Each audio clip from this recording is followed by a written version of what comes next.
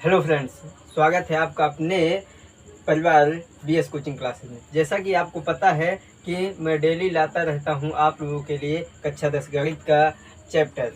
तो हम लोग कक्षा 10 गणित की बात कर रहे थे, उसमें के पहले अध्याय के 1.1 की पूर्णतया चर्चा कर चुके हैं हम लोग। आज हम बात करने वाले हैं गणित के अध्याय 1 के 1.2 की बात करेंगे। तो जैसा कि आपको पता होना चाहिए, अगर आप लोगों ने हमारी पिछली वीडियो नहीं देखी है तो आप लोग हमारी पिछली वीडियो देख लीजिए, तब आपको अच्छे से समझ में आएगा। अन्यथा हो सकता है कुछ बातें हम उसमें की इसमें भी बता दें तो आप लोगों को समझ में ना आए। तो इसको देखने से पहले आप लोग उसको देखिए तो ज़्यादा मज़ा आएगा। और हाँ, कापी कलम साथ में ले लीजिएगा, अभी मुँह हाथ धो के बैठ जाइएगा, बहुत मज़ा आएगा, समझ जाओ।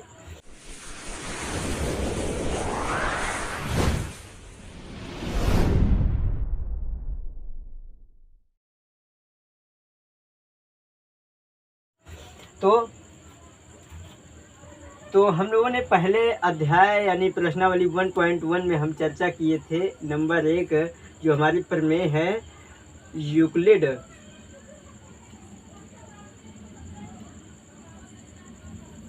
विभाजन प्रमेयिका की बात की थी हम लोगों ने। जो 1.1 है उसी के बेस यानी यूक्लिड विभाजन प्रमेयिका के बेस के ही सभी सवाल उसमें हैं। और अब जो हम लोग यानी 1.2 पढ़ेंगे उसमें किसके सवाल हैं, उसमें है नंबर 2 क्या है, कौन सी प्रमेयिका है, अंकगणित की आधारभूत प्रमेय। अंकगणित की आधारभूत प्रमेय, इसमें चर्चा की जाएगी। तो ये होता क्या है, अंकगणित की आधारभूत प्रमेय क्या होता है। अंकगणित के आधारभूत प्रमेय एक सिद्धांत है, और ये सिद्धांत क्या कहता है, ये कहता है यदि हमें कोई भाज्य संख्या दे दी जाए। अब लो, ये भाज्य संख्या क्या है सर, भाज्य संख्या क्या बता दे रहे हैं। तो भाज्य संख्या वो संख्या होती है बाबू कि ऐसी संख्या ली जाए जो किसी अन्य यानी कि ऐसी संख्या जो एक और स्वयं के अतिरिक्त किसी अन्य तीसरी संख्या से भी कट जाए या पूर्णतः विभाजित हो जाए, उसको कहते हैं भाज्य संख्या। और एक होती अभाज्य संख्या। अभाज्य संख्या वो होती है जो एक और स्वयं के अलावा किसी तीसरे से विभाजित ही ना हो, उसको बोलते हैं अभाज्य संख्या। तो यही कहता है, नोट कर लीजिए, लिख लीजिएगा आप लोग जो हम बोल रहे हैं। आप वीडियो को पॉज करके आप लोग फिर से बैक करके देख लीजिएगा। तो अंकगणित की आधारभूत प्रमेय कहती है कि जो अगर हम कोई भाज्य संख्या लेते हैं, कोई भाज्य संख्या लेते हैं, तो उसको कह रहा है कि अभाज्य संख्या के गुणनखंड करके गुणनखंड के रूप में लिखा जा सकता है, या गुणनखंड के गुणनफल के रूप में लिखा जा सकता है, यही कहता है। ठीक है, किसी भी भाज्य संख्या को अभाज्य संख्या के गुणनखंड के रूप में लिखा जा सकता है, या उसके गुणनफल के रूप में लिखा जा सकता है। जैसे हम उदाहरण ले लेते हैं, 1 है 10, कोई 10, तो 10 हमारी, पहले दिमाग लगाओ ये भाज्य है या अभाज्य है। तो 10 हमारी भाज्य है, क्यों, अगर हम 1 से भाग करेंगे तब भी आंसर 10 आ गया। ठीक है, 1 से भी कट गई, मतलब अब इसी संख्या को अगर हम 10 से काटें तो 10 एक कम 10, तो 1 आ गया आंसर। ठीक है, कितना आ गया, 1। अगर इसी संख्या को हम 2 से काटें तो 2 एक कम 2 पंचे 10, 5 आ गया। अगर इसी संख्या को हम 5 से काटें 2 एक कम 2 2 पंचे, सॉरी यहाँ आ जाएगा। तो देखो, तो ये क्या हो गई, अब आपको देख के पता चल गया होगा कि ये क्या है, 10 क्या है हमारी, एक भाज्य संख्या। ठीक है, तो भाज्य संख्या। तो अब हम लोग इसका प्रयोग करेंगे, थोड़ा इसका प्रयोग करेंगे। तो देखो, जैसे हमने 10 ले लिया, अब 10 को ऐसी संख्या से काटनी है जो अभाज्य हो, यानी वो संख्या जो किसी अन्य संख्या से ना कटे, एक और स्वयं के अतिरिक्त। तो हम लेंगे 2 एक सबसे छोटी अभाज्य संख्या है। ठीक है, तो 2 लिया, 2 से छोटी और नहीं होती है। 1 को हम विशिष्ट संख्या बोलते हैं, इसलिए 2 क्या है, एक सबसे छोटी अभाज्य संख्या। तो ये हो गया 2 से कट जाएगा, या जाएगा 5। अब 5 किससे कटेगा? अरे भाई 5 तो 5 ही से कटेगा ना, तो 5 ही तो 5। अब देखो, अब इस 10 को क्या लिख सकते हो? देखो 2 गुणे 5 गुणे 1, 2 पंचे 10, 1 कम 10। तो देखो ऐसा, इसी संख्या, ये चीज यही तो है लिखी है, यानी 10 जो है ऐसा लिखो, चाहे इसको ऐसा लिखो, कोई दिक्कत नहीं है। यही है, हमने भाज्य संख्या को अभाज्य संख्या के गुणनखंड के रूप में लिख दिया है। यही ये अंकगणित के आधारभूत पद में कहती है। अब ये जो सिद्धांत है इसको किसने दिया है? अच्छा, गर्मी बहुत तेज है, प्यास भी बहुत लगती है इसमें, ठीक है, 2 दिन से गर्मी बहुत तेजी से पड़ रही है, तो थोड़ा पानी पी लिया जाए, क्या दिक्कत है। तो अंकगणित के आधारभूत पर में जो है, इसको किसने कहा था, इसको किसने दिया था? तो एक थे हमारे महान गणितज्ञ, महान गणितज्ञ हुए थे कार्ल फ्रेडरिक गॉस। नाम क्या है? Karl Frederick Gauss. Karl Frederick Gauss नाम के जो महान गणितज्ञ हुए थे, इन्होंने ये सिद्धांत दिया था, और उनकी पुस्तक थी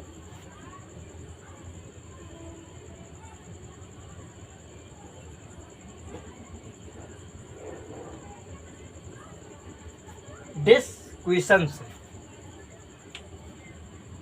कार्ल फ्रेडरिक गॉस ने इस अंकगणित आधारभूत की चर्चा किस किताब में की थी? डिस्क्विशंस नामक पुस्तक में इसकी चर्चा की थी। वहीं से यह अंकगणित के आधारभूत प्रमेय को लिया गया है और आप लोगों के सामने रखा गया है। और ये जो कार्ल फ्रेडरिक गॉस है ना, ये कार्ल फ्रेडरिक गॉस, इनको जो गणितज्ञों का राजकुमार कहा जाता है। क्या कहा जाता है? गणितज्ञों का राजकुमार। इनकी तुलना जो है 3 महान लोगों के साथ की जाती है। 3 महान, 2 महान, तीसरे ये हैं, 2 महान लोगों के साथ इनकी गणना की जाती है। नंबर 1 थे आर्किमिडीज। आप लोगों ने नाम सुना होगा, आर्किमिडीज, ठीक है। एक थे आर्किमिडीज और दूसरे हैं न्यूटन। इनको तो दुनिया बच्चा जानती है भाई, न्यूटन, सर आइजैक न्यूटन। जो कक्षा 3 में होगा या 2 में भी इनकी बात चलने लगती है, ठीक है, तो इनको तो बच्चा जानता है, तो इनके साथ में इनकी तुलना की जाती है, ठीक है। ये महान गणितज्ञ थे। ये भौतिक विज्ञानवादी भी थे, यानी विज्ञान के में भी इनका बहुत योगदान रहा और गणित में भी इनका योगदान रहा। तो इन लोगों के साथ में इनकी गणना की जाती है गणित के रूप में, गणितज्ञ के रूप में, ठीक है। तो इनका जन्म हुआ था 1755 में और इनकी मृत्यु हुई थी 1855। इसी के बीच में इन्होंने ये अंकगणित के आधारभूत प्रमेय दी है, ठीक है। तो हम आशा करते हैं कि ये चीज़ आपको समझ में आ गई होगी, ठीक है। हम क्यों बता रहे हैं ये सब? भाई आपको जानकारी होनी चाहिए। इस मतलब बच्चा केवल रट्टू नहीं है, बच्चे को विधिवत जानकारी है, इसने पढ़ा है, इसलिए हम लोग इस पर चर्चा कर रहे हैं, ठीक है। तो अब समझिए हमें। तो आइए हम लोग ज़्यादा देर न करते हुए, अब ये चर्चा हो गई है, इसके अब हम सवाल की चर्चा कर लेते हैं, ठीक है। तो जैसा कि सवाल आपके स्क्रीन पे दिए हुए हैं, तो सबसे पहले हम बार बार यही कहते हैं कि सवाल को करने से पहले ऊपर जो नोटिफिकेशन दिया होता है उसको पढ़ना बहुत ही ज़रूरी होता है। उसको नहीं पढ़ेंगे तो आप समझ नहीं पाएंगे सवाल क्या कह रहा है। तो इसमें देखिए क्या कह रहा है, निम्नलिखित संख्याओं को, निम्नलिखित जो नीचे लिखी हुई संख्याएं हैं, इनको अभाज्य गुणनखंडों के गुणनफल के रूप में कुछ समझ पाए? अभाज्य जो संख्याएं ये दी गई हैं, अब इनको अभाज्य गुणनखंडों के गुणनफल के रूप में लिखते हैं। इसका मतलब क्या हुआ? ये भाज्य संख्या है और भाज्य संख्याओं को ही हम किस रूप में लिख सकते हैं? अभाज्य गुणनखंडों के गुणनफल के रूप में लिख सकते हैं। अर्थात ये कौन सी संख्या है? भाज्य संख्या है। तो आइए, इसका मतलब यहाँ कौन सा हम रूल लगाने जा रहे हैं? रूल कौन सा लगाने जा रहे हैं? कौन सा नियम है? अंकगणित के आधारभूत प्रमेय अभी हम लोगों ने विस्तृत चर्चा कर ली है। तो आइए इसको लगाते हैं। पहला सवाल, 100 40। अब 140 को एक से छोड़, हमने बताया एक को छोड़कर दूसरी जो सबसे छोटी होती है क्रम वाइज से, तो ये किससे कट जाएगी? देखो 2 से कटेगी कि नहीं? 2 से ये कट जाएगी। ठीक है, देखो 7 दून, तो ध्यान देंगे ये लिखा हुआ, वहाँ थोड़ी सी चमक आ रही है लाइट की वजह से, इसलिए हम यहाँ लिख देते हैं। तो यहाँ आ गया हमारा कितना? 2 से। ये संख्या किससे कटेगी? 2 से। देखो 7 दून 14, 7 दून 14, तो ये 0 लगा, 0 उतार दिया। अब देखो ये फिर किससे कट जाएगी? ये फिर 2 से कट जाएगी। देखो 7 6, 3 दूनी 6, 3 दूनी 6, 6 एक बचा, आ गया 10, तो कितने? 2 पंची 10। ठीक है, अब देखो ये 35 किससे कटेगी? 5 से कटेगी। कितना? 7 पच्चे 35। अब 7, 7 एकम 7, यानी इस 140 को हम क्या लिख सकते हैं? यानी कि 140 के बराबर कितना? 2 गुणे 2 गुणे 5 गुणे 7। ठीक है ना? 2 दूनी 4 और 4 पंचे 20 और 20 सत्ते 140 होता है। ये आप लोग गुणनखंड करोगे, यानी गुणनफल करोगे, इसका गुणा करोगे तो आपको पता हो जाएगा। अब अगला देखते हैं, ये क्या है? 156। 156, अब ये किससे कट जाएगी? 2 से कट जाएगा। देखो 2 सत्ते 14, 1 बच गया, ये इधर ले आओ तो हो गया 16। कुछ लोग क्या करते हैं, इसी में जोड़ के 7 बोल देते हैं। भाई यहाँ 1 बचा है, यहाँ ये हो गया, यहाँ ये हो गया, कितना हो गया? 16 है कि नहीं भाई? हाँ, तुम लोग बहुत गलती कर देते हो कभी कभी भाई, बात समझा करो कुछ बहुत। कितना? 2 सत्ते 14, 1 बच गया, तो 1 यहाँ है और ये 6 यहाँ, तो 16 हो गया ना। तो कितना हो गया? 16। अब 16 कितनी बार में कटेगा? 2 से। 8 दूनी या 2 अट्ठे 16, ये।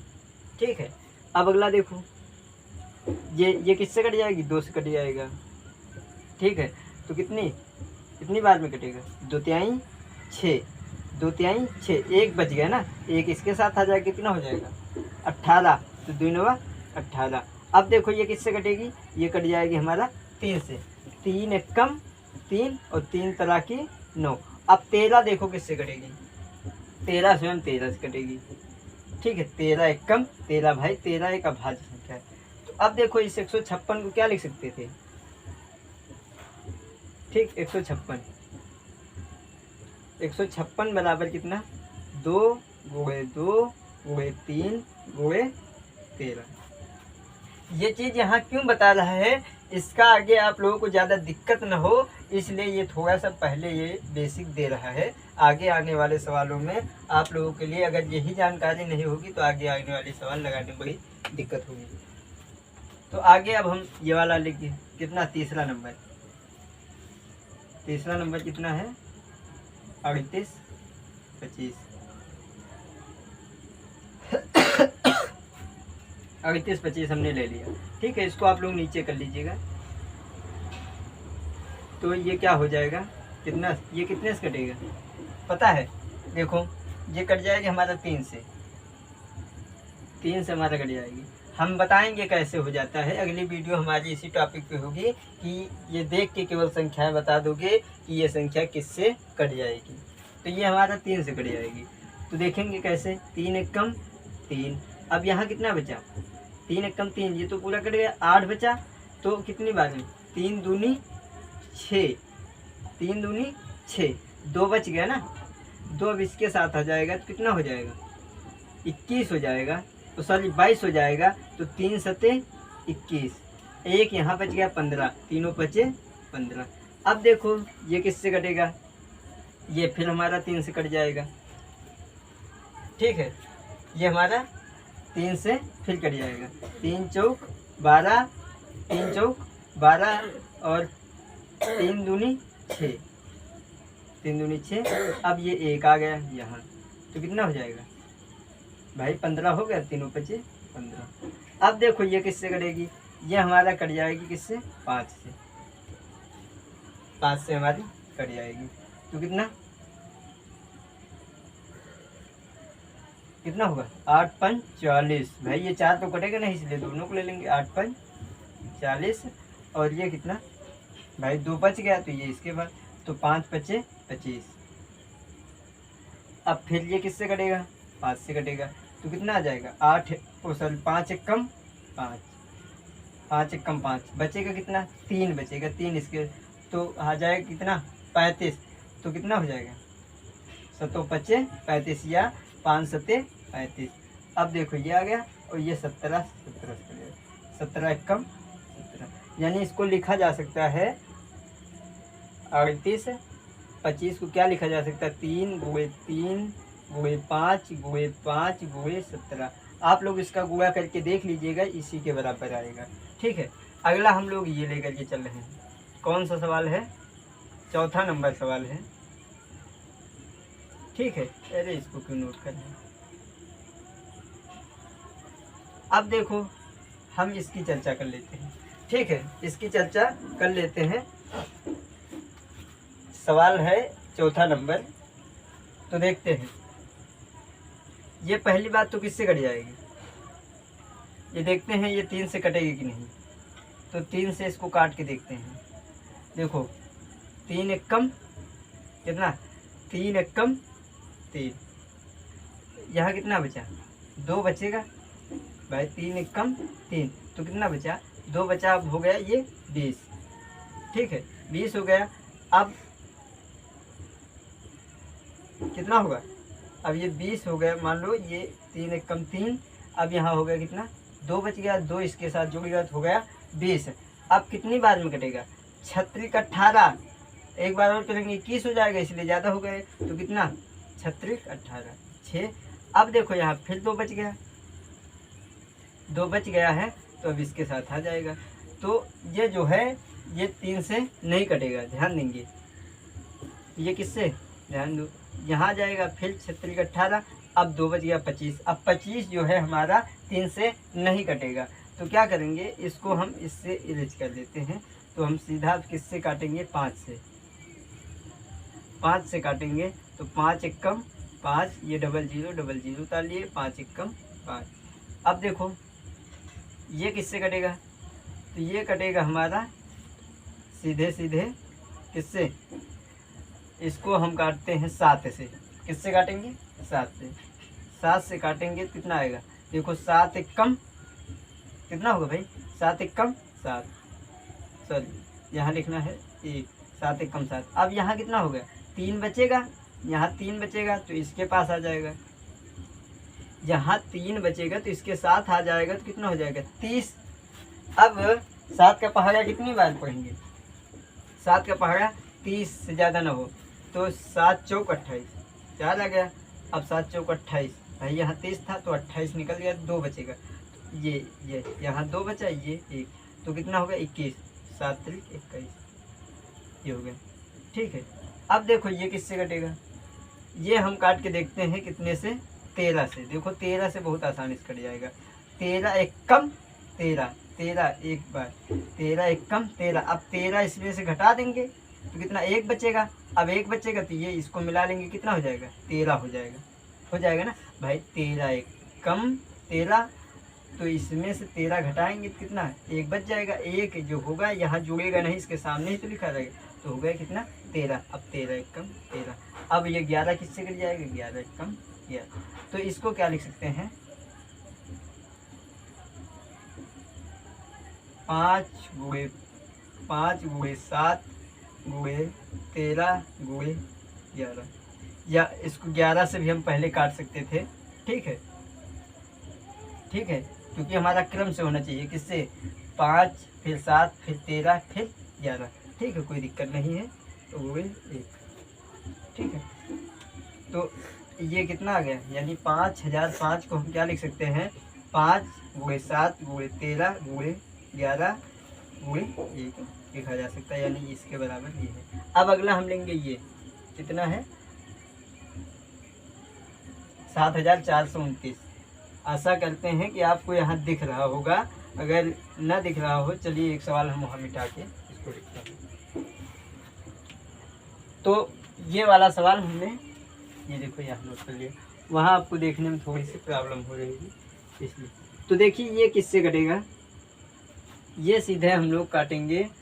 देखते हैं अगर हम लोग यहाँ 3 से काटना चाहें तो देखो काटेगा, ये संख्या 3 से नहीं कटेगी। फिर उसके बाद 3 से नहीं कटेगी तो किससे, 5 से भी नहीं कटेगी। उसके बाद किससे काटेंगे, 7 से। 7 से देख लेते हैं। देखो 7 एकम 7, ये हो गया 4, 42, 7 42, ये 9 बच गया, 9 कटेगा नहीं, इसलिए ये 7 से भी नहीं कटेगा। उसके बाद हम किससे देखेंगे, 7 के बाद 8 से नहीं देखेंगे, 8 एक भाज्य है इसलिए नहीं देखेंगे, 9 भी भाज्य है। उसके बाद हम लोग किससे देखेंगे, 10 से भी नहीं देखेंगे, 11 से देखेंगे।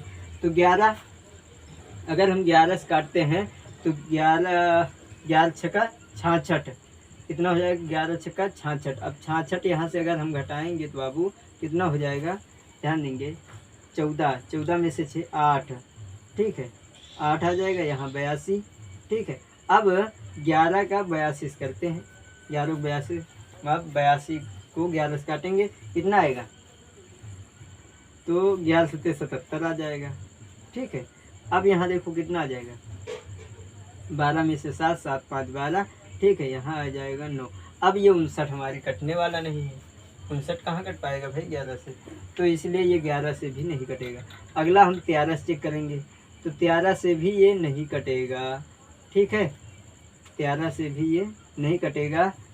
तो 13, 14 से काटना नहीं, 15 से नहीं काटना है, 16 से नहीं काटना है, ये सारी भाज्य संख्याएं हैं, ठीक, अभाज्य संख्या से काटना है। तो हम सीधा इसको काटते हैं किससे, 17 से। 17 से काटेंगे तो देखो 17 से काटेंगे तो कितना आ जाएगा, 17 का 17, 17 दूना 34, 17 तियाँ 51, 17 चौको 68, 17 चौको 68, फिर 17 पंचे 17 चौको 68, 17 पचे 85, ज़्यादा हो जा रहा है तो 17 चौको 68, तो यहाँ 74 है, 74 में से 17 चौको 68, यहाँ 4 लिख लेते हैं, 17 चौको 68, तो ये देखो कितना आएगा, यहाँ 14, 8 6 14, 6 बचा, ठीक है। अब 6 यहाँ से ये 2 आ जाएगा, ठीक है, तो 62 हो गया। अब देखो 17 तियाँ 51, अगर 4 बार पढ़ेंगे तो 68 हो जाएगा, इसलिए 17 तियाँ 51। अब देखो 12 में से 1 गया तो कितना हो जाएगा, सॉरी 2 में से 1 गया तो कितना, 1 और यहाँ 1, ठीक है, 11। अब ये आ गया 11, अब 11 के यहाँ 9 लगा है, ठीक है, ये देखो भाई यहाँ 11 बच जाएगा ऐसे, तो ये उतारेंगे नहीं 9, तो ये कितना हो जाएगा 119। अब कितना होता है 17 सत्ते 119 होता है, ठीक है, 17 सत्ते 119। तो ये कट गई हमारी पूरी संख्या किससे कट गई, 74 29 किससे कटेगी, इस तरह से कट गई। अब इसको देखते हैं किससे कटेगी, ये हम अब भाई 17 से अब कटेगी नहीं, इसलिए इससे बड़ी संख्या क्या, अब इससे बड़ी संख्या 19 से चेक करते हैं, 19 तो कितना आ जाएगा, देखो 19 का 19 दून 38, 19 3 57 ज़्यादा, 19 दूना 38 है 43, 19 दूना 38, कितनी बार पढ़ी, 2 बार, 19 दूना 38। अब घटाएंगे इसको कितना आ जाएगा, देखो 13 में से 8 गया, 8 5 13 होता है, ठीक है, 5 बच गया। अब ये 7 बच जाएगा, यही 7 हमारा क्या हो जाएगा, बच जाएगा। तो 19 का 19, 19 दूना 38, 19 तियाँ 57, ये देखो ये 19 तियाँ 57, यानी कि ये संख्या क्या हो जाएगी पूरी 19 तियाँ 57। अब देखो 23 आ गया, 23 आ गया। अब 23 किससे कटेगा, 23 एक अभाज्य संख्या है, इसलिए 23 केवल 23 से कटेगा। अर्थात कहने का मतलब ये है, अब ये 74 29 के बराबर में कितना लिखा जा सकता है, 17 गुणे 19 और गुणे 23, ये हमारे आंसर आ गए। यानी हमने सभी सवालों की विस्तृत चर्चा कर ली है। आशा करते हैं कि आपको सारे सवाल समझ में आ गए होंगे। और हाँ, अगर हमारी वीडियो आपको पसंद आई है और अपने साथ साथ अपने मित्रों का भी भला चाहते हैं, तो आप उनके साथ भी वीडियो को शेयर कर दीजिएगा और वीडियो को सब्सक्राइब भी कर लीजिएगा। हमारी वीडियो देखने के लिए आप लोगों का बहुत बहुत